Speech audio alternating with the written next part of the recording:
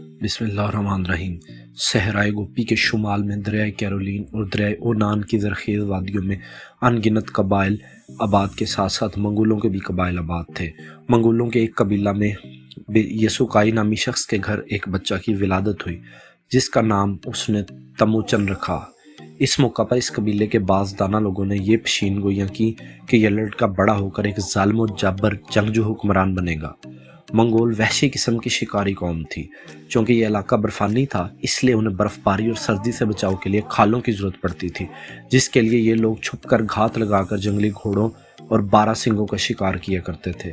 سردی سے بچنے کے لیے جانوروں کے گوشت کے ساتھ ساتھ ان کی آنتیں تک کھا لیتے اور ان کا خون بھی پی لیتے تھے۔ جس وقت تموچن پیدا ہوا اس کی قوم سینکڑوں خاندانوں میں بٹی ہوئی تھی اور اس کا اپنا قبیلہ بھی ان سے ناراض تھا۔ ابھی یہ لڑکا چھوٹا ہی تھا کہ اس کے باپ کو اس کے دشمنوں نے زہر دے کر ہلاک کر دیا۔ اس طرح یہ لڑکا اپنی بیوہ ماں کے زیر سایہ اپنے دوسرے بہن بھائیوں کے ہمراہ پروان چڑھتا رہا۔ اس کی ماں اکثر راتوں کو اسے اپنے پاس بٹھا کر اس کے باء اجداد کی بہادری اور جرأت کے واقعات سنایا کرتی تھی۔ یہی وجہ تھی کہ تموچن بچپن ہی سے نڈر اور بہادر تھا۔ جب 1175 عیسوی کو جب وہ اپنے قبیلے کا سردار بنا تو دیگر قبائل سے اس کی چپکلش شروع ہو گئی۔ اس نے تمام قبائل اور حلقوں کو اپنے زیر اثر کرنے کی بھرپور کوشش کی کیونکہ اس وقت منگولیا پر کئی قبائل کی حکومت تھی۔ پھر صورتحال کا جائزہ لینے کے بعد اس نے سب سرداروں کو اکٹھا کیا اور مل کر دیگر علاقوں کو فتح کرنے کا منصوبہ پیش کیا۔ اس مشورے کے بعد وہ بہت مقبول ہو گیا اور دیگر سب سرداروں نے اسے متفقہ طور پر اپنا سردار تسلیم کر لیا اور متفقہ طور پر دریائے آنان کے قریب ایک مجلس میں اسے چنگیز خان کا خطاب بھی دیا۔ چنگیز خان نے باقاعدہ طور پر منگول سلطنت کو ایک مضبوط سلطنت کے طور پر متعارف کروایا۔ منگول سلطنت کی فوج کی تنظیم نو کے ساتھ ساتھ دیگر اداروں کو بھی مضبوط بنیادوں پر کھڑا کیا۔ اس نے فوج کی تنظیم کے جو اصول مقرر کیے وہ صدیوں تک فوجی ماہروں کے لیے مشعل راہ کا کام دیتے رہے۔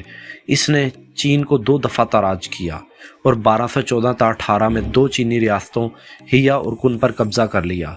چنگیز خان کی حکمت عملی اور جنگی منصوبہ بندی نے چینیوں کی کمر توڑ کر رکھ دی تھی۔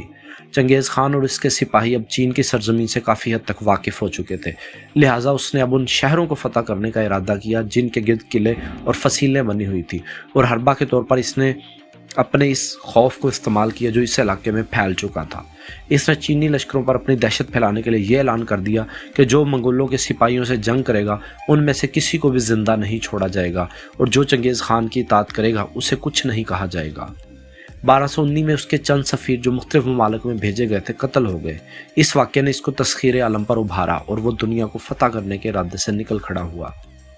اسی سال اس نے شمالی چین اور افغان سرحد کے کئی علاقے فتح کیے، بخارا اور مرو کے علاقوں کو لوٹا اور ہرات پر قبضہ کر لیا۔ اس کے بعد ترکی اور جنوب مشرقی یورپی ملکوں کا رخ کیا۔ اس کی فوجوں نے جنوبی روسی اور شمالی ہند تک یلغار کی۔ 1227 میں چین پر تیسرے حملے کے دوران اس کا انتقال ہو گیا۔